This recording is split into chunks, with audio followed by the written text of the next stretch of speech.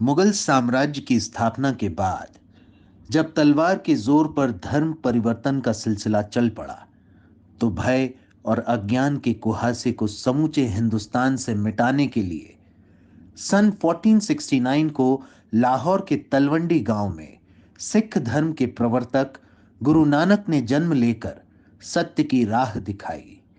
वे एक ऐसे धर्म गुरु हुए जिन्होंने तात्कालिक राजनीतिक आतंकवाद, अत्याचार, हिंसा और दमन को मुखर रूप से अभिव्यक्त किया, जिसके कारण उन्हें जग तारक सदगुरु के रूप में विश्व ने स्वीकार किया।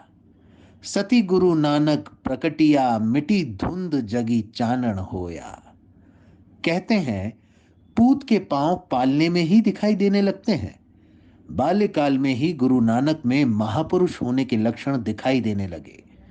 कहते हैं कि साल भर की उम्र में उनके सारे दांत निकल आए। 5 वर्ष के हुए तो खेलना कूदना छोड़कर वे अपने साथियों को ईश्वर संबंधी बातें सुनाने बैठ जाया करते थे।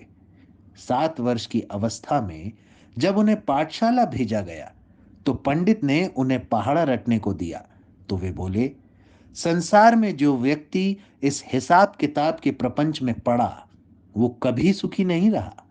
मैं तो ईश्वर भजन करने आया हूं, मुझे भगवान का पाठ पढ़ाओ, वही सच्ची शिक्षा है। इतना ही नहीं, जब पंडित ब्रजनाथ के पास संस्कृत पढ़ने गए, तो उन्होंने उन्हें पट्टी पर नमः सिद्धम का मंत्र लिखकर उसे कंठस्थ करने को कहा, तो वे तब तक जिद पर अड़े रहे जब तक उन्हें इसका अर्थ नहीं बता दिया गया। हिंदू और मुसलमान दोनों एक ही पिता के पुत्र हैं। खुदा, प्रभु या ईश्वर सभी एक ही हैं, केवल नाम का भेद है। ये बात जब काजी और कुछ धर्मांध मुसलमानों ने नवाब को बताई, तो उन्होंने नानक से क्रोध में कहा, तो तुम्हारा और हमारा ईश्वर एक ही है। अगर तुम उसी को मानते हो तो मस्जिद चलो और हमारे साथ नमाज पढ़ो। नानक और नवाब मस्जिद में नमाज पढ़ने लगे। नमाज के समय काजी मोटी आवाज में बंदगी करने लगा और सब नमाजी सिर झुकाकर नमाज पढ़ने लगे, किंतु नानक का सिर नहीं झुका। नमाज पूरी हुई तो नमाज ना पढ़ता देख नवाब का पारा चढ़ गया। वे लाल पीले होकर उन पर बरसे, अरे नानक, तू पक्का ढोंगी है, झूठा और पाखंडी है। हम सब ने सिर झुकाकर खुदा की बंदगी की, किंतु तू ठूंठ की तरह सीधा खड़ा रहा। तू हिंदू और मुसलमान सभी को उल्टे रास्ते पर ले जा रहा है, तुझे सजा मिलनी चाहिए। पास में काजी खड़े थे, वे भी क्रोध में हाँ में हाँ मिलाने लगे। अंत में नानक गंभीर होकर बोले, नवाब साहब, मैं उसी के साथ बंदगी करता हूं जो मन से खुदा की बंदगी करता है। आपका सर जमीन को छू रहा था, किंतु मन कंधार में घोड़े खरीदने गया था।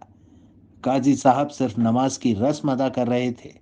वे सोच रहे थे, आज जो घोड़ी ब्याई है उसकी हालत कैसी होगी, कहीं बछेरा कूद कर पास वाले कुएं में ना जा गिरे। इसी कारण मैंने आप लोगों के साथ नमाज नहीं पढ़ी। काजी और नवाब को अपने बारे में सच्ची बात सुनकर बड़ा आश्चर्य हुआ। उन्होंने तुरंत उन्हें अपना गुरु माना और उनके आगे आशीर्वाद के लिए अपना सिर लिया। गुरु नानक देव धार्मिकता एकता के पुजारी थे। उन्होंने अपनी नीति के दोहों में एकत्व, भ्रातत्व, सेवा, सादगी, आत्म संयम, आत्मलोचन एवं अंतर्मुखता की प्रबल प्रेरणा दी है, जो आज भी प्रासंगिक है। उनके जीवन के कई प्रेरक प्रसंग हैं।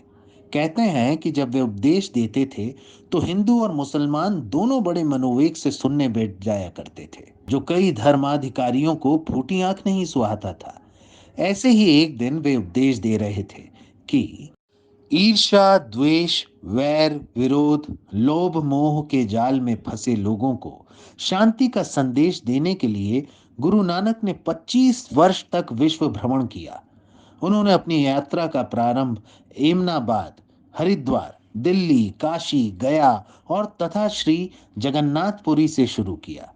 तत्पश्चात वे अर्बुदागिरी, रामेश्वर, सिंगल द्वीप होते हुए सरमौर, टिहरी, गढ़वाल, हेमकूट, गोरखपुर, सिक्किम, भूटान, तिब्बत पहुंचे।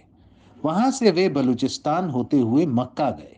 इस यात्रा में उन्होंने रूस, बगदाद, ईरान, कंधार, काबुल आदि की यात्रा की।